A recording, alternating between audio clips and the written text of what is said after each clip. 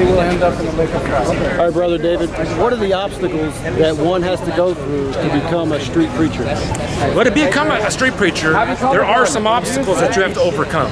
When you start using a banner and preaching with a bullhorn in your city and in your town and in your area, everybody in your world and in your life is going to know what you're doing. When you walk in the bank, they're going to know you're a street preacher. When you go to work, they're going to know what you're about.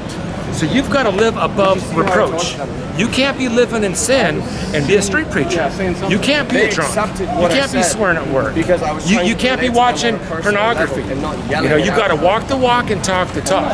That's the first obstacle. The second obstacle is if you're afraid to die, you can't do nothing for the Lord. How are you going to come out here and preach the gospel in the streets and do anything for the Lord if you're afraid to die for the King? There's no way. It's the number one obstacle that a street preacher has to overcome to really become a veteran street preacher. And you're not going to walk in any authority out here if you're afraid to get punched. You can't be afraid of injuries.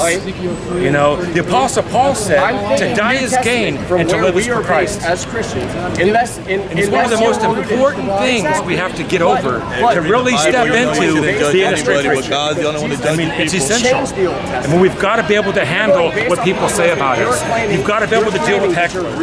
You can't be overly sensitive. You've got to be a fool for Christ. You can't be afraid to go to jail. Earlier today when we were preaching, we came really close to going to jail.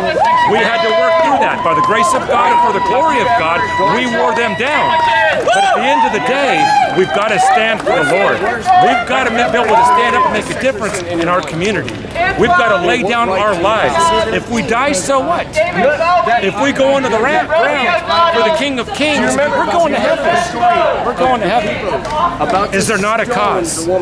Today is the day of salvation. We need to step up.